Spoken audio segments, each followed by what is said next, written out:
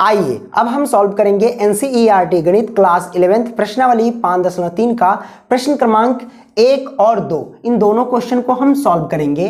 तो यहाँ कहता है कि solve each of the following equation, यानी निम्नलिखित समीकरणों में से प्रत्येक को हल कीजिए। मैं आपको बता दूं कि यहाँ पे जो आप देख रहे हैं द्विघात समीकरण, तो द्विघात समीकरण जितने भी होते हैं उन सभी को हम गुणनखंड विधि से हल नहीं कर सकते हैं। तो अगर गुणनखंड विधि से हल नहीं कर सकते हैं तो इसके लिए जो हमारे गणितज्ञ हैं उन्होंने द्विघात सूत्र का निर्माण किया, ठीक है। और द्विघात सूत्र को निर्माण करने वाले जो व्यक्ति हैं वो है श्रीधराचार्य, ठीक है। इसीलिए द्विघात सूत्र को हम श्रीधराचार्य सूत्र भी बोलते हैं। तो ऐसे द्विघात समीकरण को हम क्या करते हैं, श्रीधराचार्य सूत्र से हम हल करते हैं।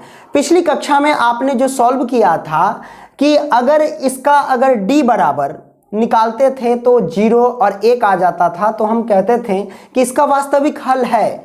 लेकिन अगर d बराबर कोई माइनस वाला संख्या आ जाता था तो हम उसका क्या करते थे, हल नहीं ज्ञात करते थे और कह देते थे कि इसका कोई वास्तविक हल नहीं है। लेकिन क्लास 11th के अंतर्गत देखा जाए तो इसमें जितने भी सारे द्विघात समीकरण लिए जाएंगे वो सारे के सारे में अगर आप d निकालते हो तो सभी में माइनस आता है, और इन सभी को हम काल्पनिक संख्या बोलते हैं, यानी इमेजिनरी नंबर बोलते हैं। और इसको हम हल करना इसमें हम सीखेंगे, ठीक है। आप लोग नाक रगड़ लोगे लेकिन गुणनखंड विधि से इसको आप सॉल्व नहीं कर सकते हो, ठीक है। तो उदाहरण के लिए जैसे मैं यहाँ पे लिया कि x² और प्लस के 3 बराबर 0, इसको हल करते हैं। तो कैसे हल करेंगे, तो इसको हम हल करेंगे क्या कि x² और बराबर है, ये प्लस का 3 है, पक्षांतर करेंगे तो माइनस का 3 हो जाएगा, है ना। अब इधर x लिखेंगे और इधर रूट हटाएंगे तो आप इसको क्या लिख सकते हैं, प्लस माइनस का रूट अंडर माइनस के 3। अब ये रूट के अंदर माइनस का 3 आ गया ना, तो हम कहेंगे क्या, इसका कोई वास्तविक हल नहीं है। और ऐसी संख्या को हम क्या बोलते हैं, imaginary number, IMAGINARY, imaginary number बोलते हैं इसको, ठीक है। और इसे हम I से रिप्रेजेंट करते हैं, यानी ऑर्टा से, और ऑर्टा होता है इमेजिनरी नंबर यानी काल्पनिक संख्या होता है। और ऑर्टा बराबर जो होता है वो होता है रूट अंडर माइनस का 1 होता है, इस बात को ध्यान रखना। वही हम ऑर्टा का स्क्वायर यानी दोनों तरफ स्क्वायर करते हैं तो इधर हो जाएगा ऑर्टा का स्क्वायर, और इधर रूट का स्क्वायर करेंगे तो स्क्वायर से हट जाएगा तो ये -1 आ जाएगा। तो इसी से हम क्या करेंगे, इसको हल करेंगे, इसमें जितना भी आता है, ठीक है। तो आइए हम सॉल्व करते हैं। पहला प्रश्न जो है ये दिया गया है, अरे वाह, इसको हम सॉल्व करेंगे। चलिए कोई दिक्कत नहीं, इसमें उदाहरण के लिए हम लिए थे, चलिए यहाँ पे हम सॉल्व कर लेते हैं। यहाँ x² प्लस 3 बराबर 0, तो इसको हम क्या लिख सकते हैं, इसको हम लिख सकते हैं x² और बराबर प्लस का 3 है, पक्षांतर करेंगे माइनस का 3 होगा। अब इसको हम क्या लिख सकते हैं, इसको हम लिख सकते हैं भैया कि -3 है और स्क्वायर हटेगा तो इधर क्या बचेगा, रूट अंडर आएगा प्लस माइनस का, यानी x बराबर ये आएगा, ठीक है। अब इसको हम क्या लिख सकते हैं, ये लिखेंगे प्लस माइनस और रूट के अंदर -3 को आप क्या लिख सकते हैं, -3 को आप लिख सकते हैं कि 3 गुने में -1। क्या आप नहीं लिख सकते हैं, बिल्कुल लिख सकते हैं कि 3 से -1 में गुणा करेंगे तो -3 होगा। अगर इसको हम सॉल्व करेंगे, ये प्लस माइनस और ये रूट अंडर, तो रूट अंडर लगाएंगे और यहाँ पे देखिए हमारे पास 3 है और गुने में -1 है।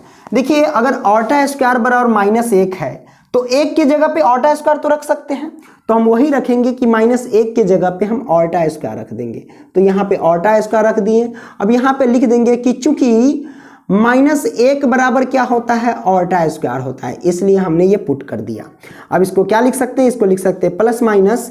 अब देखिए ये रहेगा रूट अंडर 3 और ऑर्टा स्क्वायर है तो स्क्वायर से रूट इसका कट जाएगा तो ये ऑर्टा क्या हो जाएगा, बाहर आ जाएगा, ठीक है। तो ये ऑर्टा बाहर आ गया, आपने समझ लिया।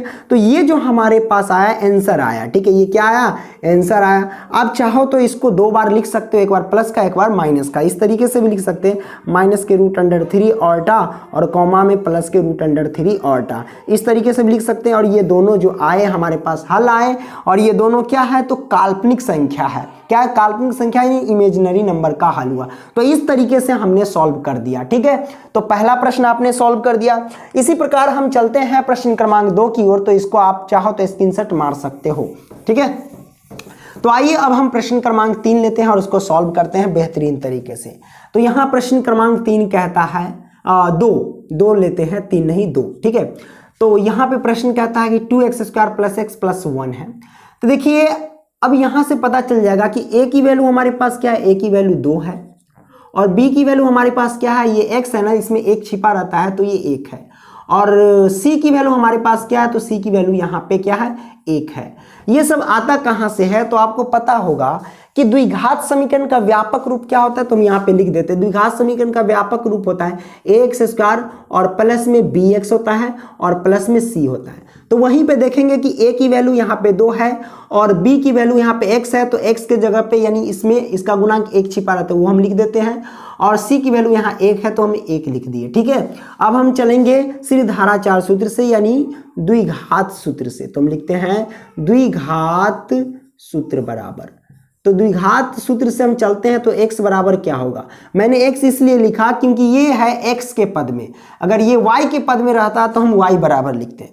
तो x बराबर हम द्विघात सूत्र लिखेंगे, वो क्या लिखेंगे, माइनस के b और प्लस माइनस का √अंडर b² माइनस के 4ac।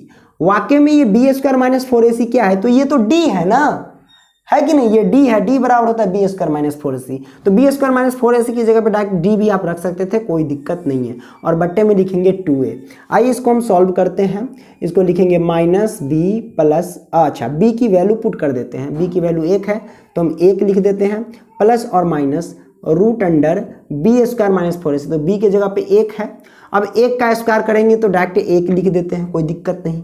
माइनस तो माइनस, 4 और गुने में a की वैल्यू हमारे पास कितना है, 2 है और गुने में c की वैल्यू हमारे पास क्या है, 1 है तो हम लिखेंगे 1 और बटे में 2a है तो 2 और गुने में a के जगह पे लिखेंगे 2, कोई दिक्कत नहीं है। दिक्कत ये लिखेंगे माइनस का 1 लिख दिए और प्लस माइनस ये मैंने लिखा और उसके बाद हम लिखेंगे क्या, 4 से 2 में गुना करेंगे तो 8 और 8 से 1 में गुना करेंगे तो 8 ही होगा। 8 यानी 1 में से 8 घटेगा तो माइनस के 7 आएगा और ये रहेगा √अंडर और बट्टे में 2 दूनी 4, ये आ गया। अब इसको हम कैसे सॉल्व कर सकते हैं, इसको देखो माइनस का 1 लिख सकते हैं और प्लस माइनस के √अंडर -7 को लिख सकते हैं, 7 गुने में माइनस का 1, हमने माइनस का 1 लिख दिया और बट्टे में 4 लिख दिया। इसको अगर हम सॉल्व करेंगे तो ये होगा माइनस का 1 और प्लस माइनस का √अंडर।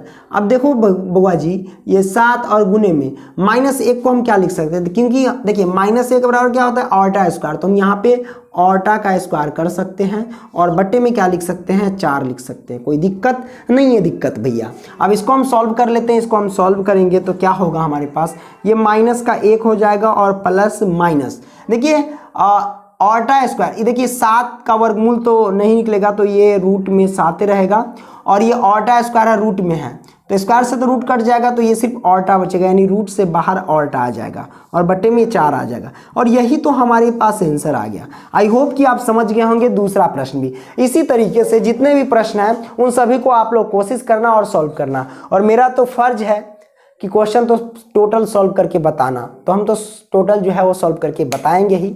तो आप लोग लाइक कीजिए, कमेंट कीजिए और दोस्तों को भी शेयर कीजिए। अगली वीडियो में मिलेंगे भैया, तब तक के लिए बाय और चलिए, धन्यवाद।